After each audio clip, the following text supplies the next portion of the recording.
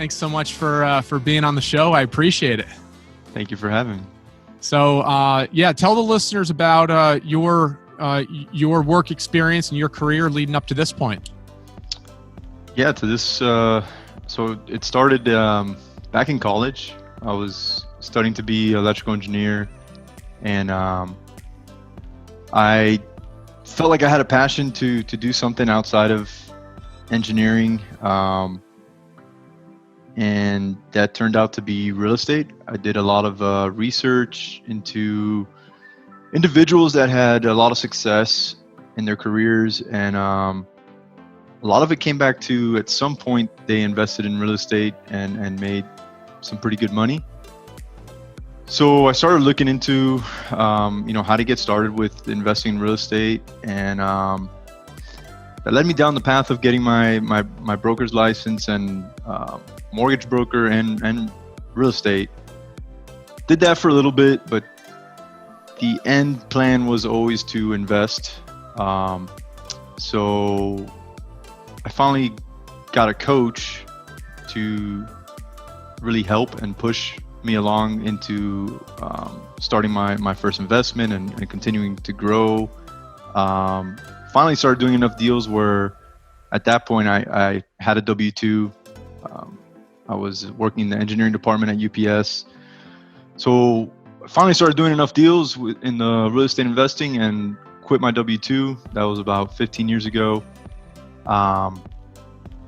Did a ton of wholesales, a ton of fix and flips. Ended up opening a construction company. That was about 11 years ago to scale the fix and flips. Then started doing some new development. And then about three and a half years ago, kind of looked back at what I had done, what I had built, and I wasn't quite satisfied. It wasn't really what I had set out to do. And that's when I started looking more into multifamily, and my eyes were open to the world of syndication and taking down these large multifamily properties, which I did not know existed before as far as syndication and how that worked. I thought it was just really, really wealthy individuals buying these large apartment complexes or, large groups. And I really found my passion there in multifamily, and that's what I've been doing for the past 3+ years. I now have 1,720 doors under management. Got another 264 under contract now that we're working on closing, and trying to hit 10,000 as soon as possible and continue to grow. That's great. Now, if I'm doing the back of the napkin math, 15 years ago when you started, you started right around the peak. Is this 2005, 2006 when you started your fix and flip business? That's correct. Okay. And you mentioned 3 years ago you mentioned that you got to a point you realized you weren't really satisfied with what you were doing. Why do you say that? It was very transactional. I wanted to scale. I did scale. We were doing up to maybe 50 fix and flips per year, plus a ton of wholesales. But it was from one deal to the next. I wasn't doing many. We did some holds. I did some smaller multifamily properties that we held on to. I ended up getting rid of those. Wasn't a huge fan of the property management side of it, and without the scale, there really wasn't room to hire a third party. Didn't make sense. So I was very tied to what I was doing. To take a vacation was impossible. And if I did, I was on the phone 24/7. So I knew I needed to make some changes. I made changes on with the construction company as well, and it's been able to free up my time and let me focus on what I'm really passionate about. So the steps you've taken to scale, you've gotten almost 2,000 units in, let's call it 3 years, right? Since you started investing in larger multifamily deals. what are some of the steps that you've taken to scale your business? Has it been personnel? Has it been processes, systems? Walk me through the steps you've taken thus far to scale that multifamily business. Yeah, I mean, the two main things are the things you just mentioned. One is having a team, leveraging that team, relying on that team, and then whenever there's a process within the company and we don't have a set system for that, I take the time to make sure that we create that, and that way we don't continue to have to reinvent or we're just more efficient. Mm-hmm.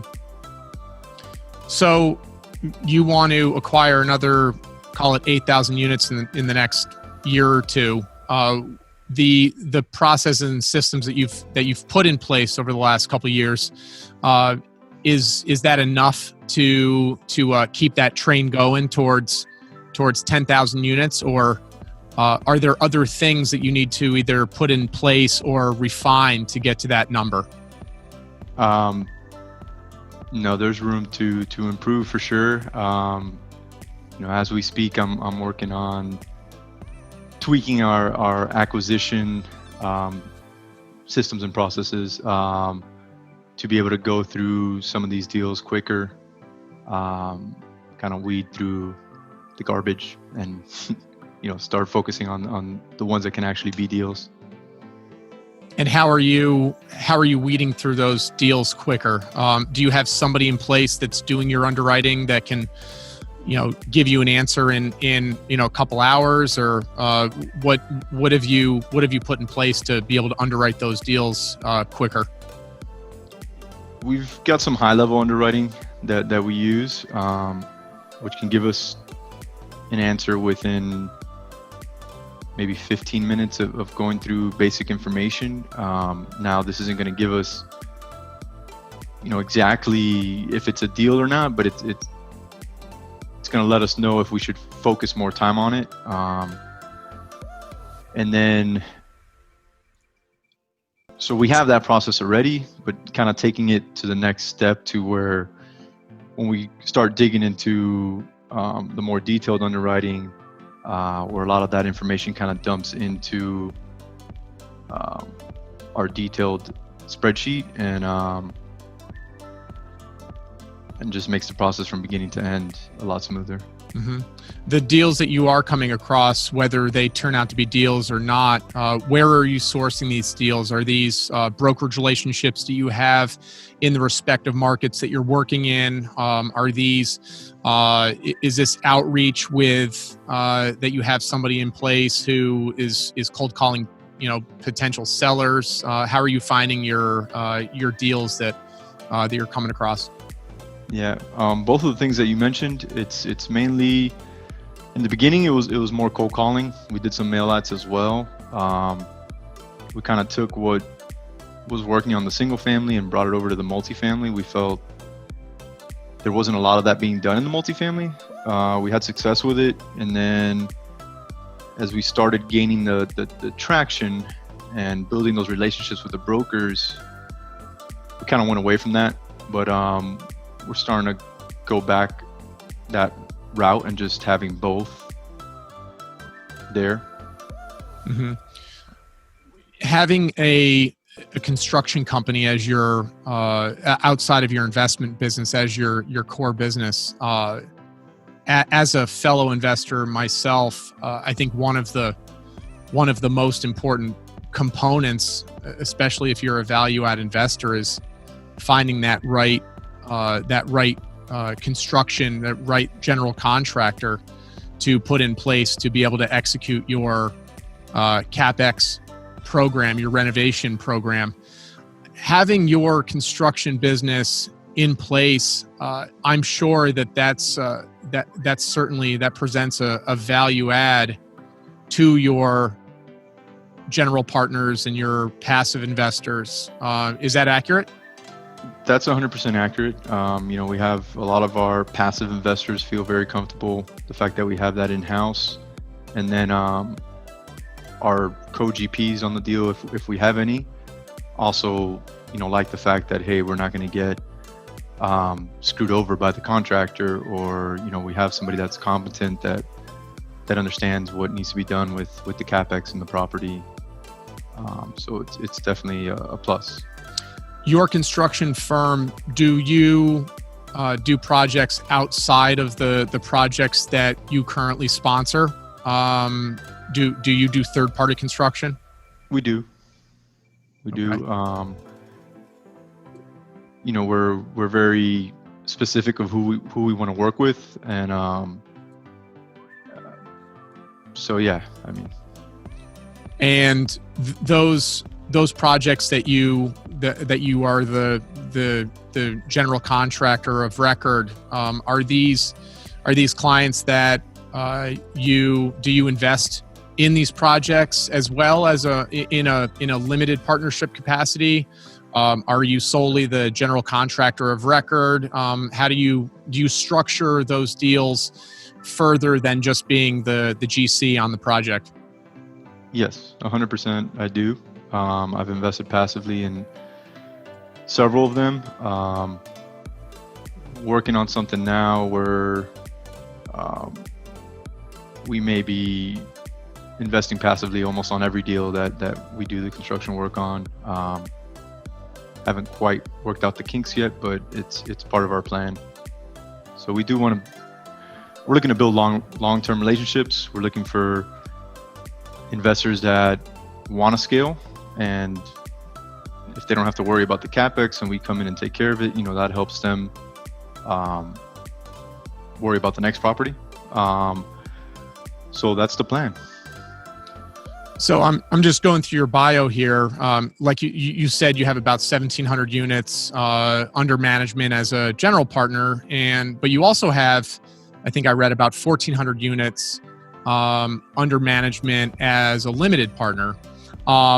What came first in that portfolio of, call it, 3,100 units? What came first? Were you a general contractor that invested passively in some units, or did it come reverse? How do you come to amass 3,100 units? Pretty much half and half LP and GP. It happened simultaneously, in a sense. I decided I wanted to do the active side, but at the same time, I wanted to also invest passively more to get that experience and know how to deliver good service once I had my own investors, if that makes sense. I wanted to go through the process and kind of experience it. That's how it started. And then, after I saw the tax benefits, then it just became like, okay, well, I need to be doing this every year and in several deals. So, and then it kind of just made sense to, okay, well, let me do it in the deals that we're doing the construction work on. I'm gonna feel comfortable that that's gonna get done right, and it's kind of taken off from there. So, what did you learn being a passive investor in projects? What did you learn from that process on how to make your limited partners in your projects that you controlled comfortable about the process? I learned some ways to stand out, things that other investors weren't doing that I thought I could bring, and make the investor feel more like they're part of the deal. Like what? So, for instance, any investor that invests with us, they'll receive a hard binder like this, and it'll detail the property. It will have dividers within, with all the information about the property. So they'll get this in the mail, right after we close. So it gives them something hard, something they can feel. We'll do a property tour, invite all the investors to tour the property before we really get started, so they can see it with their own eyes. We'll follow that up with another property tour once we've completed a good portion of the capex, so they can see where their money pretty much has gone. And then, the updates and some other things that we haven't quite implemented yet that we want to get started. For instance, what do you have on the docket? You're giving all my secrets away, man. No. Hey, you don't. I have to ask the follow-up questions. Yeah. Generally speaking, I mean, what are I really like to hear. Rarely do general partners also have as big a limited partnership interest in projects. So, you've played a large role in not only deploying your capital into projects that you're not in control of, being a passive investor, but at the same time you've amassed an equal size portfolio in projects that you do control as a general partner. I'm very intrigued by that. And not only that, but you also have a construction company where you're also able to leverage that component of your business. So I'm just intrigued by, what you've learned as a passive investor that you're rolling over into the projects that hopefully could attract even more capital based on your experiences as a passive investor. For sure. And I'm an open book. I'm just messing with you as far as that. Hey, that's good. I don't mind it. Yeah. No, I mean, one of the things is we've noticed that, so not all passive investors, but some passive investors eventually want to be active, or at least have a couple deals that they're active in. So just offering the limited partner investors a chance to get more active if they want to within the deal. And that's just, giving them maybe some conference calls that we can get on and kind of go over what we've done, instead of just your regular monthly or quarterly email update. Maybe even jump on a asset management call. Haven't quite worked it all out, but that's the idea, give them more of the active side of things. Yeah, that's cool. I mean, I do know some investors that will cut a check and, they may or may not even pull up their, the monthly emails, or right. They won't get on a monthly or quarterly webinar for the investor pool. They'll basically set it and forget it, right? And they'll collect their quarterly dividends or their monthly dividends. But to your point, there are some investors out there that want to play a little bit more of an active role, where they do want to do a site tour, or they want to get on that weekly webinar or monthly webinar and know exactly where you guys are in putting together the renovation plan. So yeah, I mean, I can definitely respect both. As a passive investor yourself, what kind of passive investor bucket do you fall into? The best kind, man. I'm truly passive. That's you set it and forget it. Yeah. I mean, when I invest passively in somebody else's deal, other than if my construction company is doing the capex, and obviously I'm involved there, but other than that, I've got enough stuff on my active deals. Yeah. Cool. Tell me about the markets that you're involved in right now. Right now, we're heavily involved in Houston. We've got a property in Dallas. We're trying to get some more in Dallas, seeing if we can get some opportunities here. The pricing is what kind of scared us away to begin with. Oklahoma, and Temple, which is by Temple, Waco, Texas. Yep. Yeah. Mm-hmm. Yeah. And your general contractor projects that you're, the third party projects are focused in the similar markets, Texas and Oklahoma. Is that accurate? That's accurate. That's accurate. We've got full-time staff in Dallas and Houston, and then we've got traveling crews and traveling project managers, and we can pretty much cover all of Texas, all of Oklahoma, and depending on the size of the project, I mean, we're willing to go elsewhere. You grew up in Miami. You're a Miami native. Correct. Any chances of going back into that market? No, man. I don't think so. Construction in Florida's tough, one. And then two, the economy in South Florida just scares me. Well, because you've experienced both the high highs and the low lows, right? Yes. Yeah. Yes. It's very hard.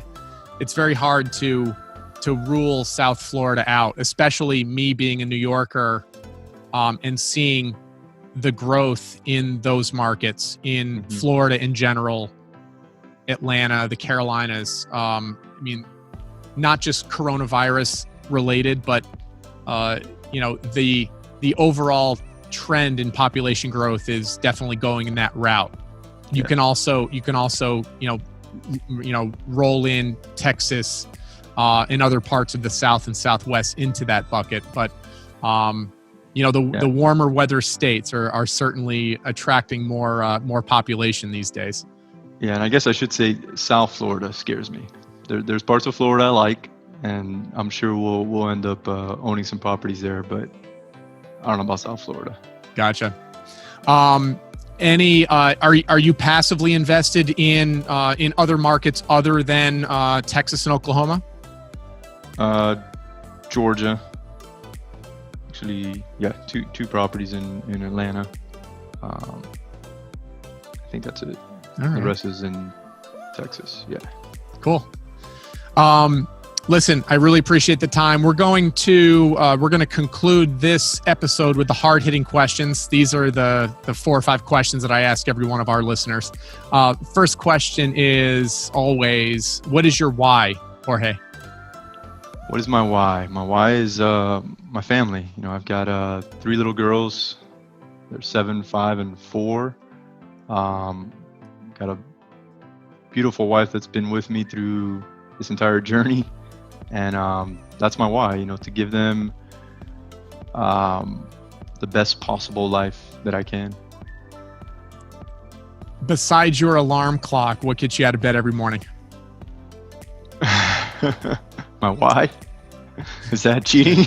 Sure. Is there a recent book or a podcast that you've read or listened to that has significantly affected your life or career? I read a lot, man. So I'm trying to think of one. Let's go back to Traction. I mean, I read it a while ago, and then began to implement the EOS system in my businesses, and kind of fell off for a little bit. So read it again and working on it again. Cool. Yeah. I forget who. I've never read that. Who do you know the author off the top of your head of Traction? Gino Wickman. There you go. There it is, right behind you. Yep. I'll make sure I add that to our notes. Also, knowing what you know now, what's the best piece of advice you would give your 21 or 22-year-old college graduate self? Skip the single family and go straight to multifamily. Scale right off the bat, right? Yeah. Finally, how can our listeners learn a little bit more about you or get a hold of you? They can check out my website, elevatecig.com. There's a free ebook on there, talks about the benefits of multifamily. And then if they want to shoot me an email at Jorge, however you want to say it, Jorge at elevatecig.com. Mention this podcast and I can send them over. I've got a due diligence checklist, questions to ask a sponsor before investing passively, and a couple other checklists I can send over their way. That's awesome. Jorge, George, We really appreciate the time. Always grateful for dedicating 30 minutes to this, and thanks for adding your value today. Thank you, Nick.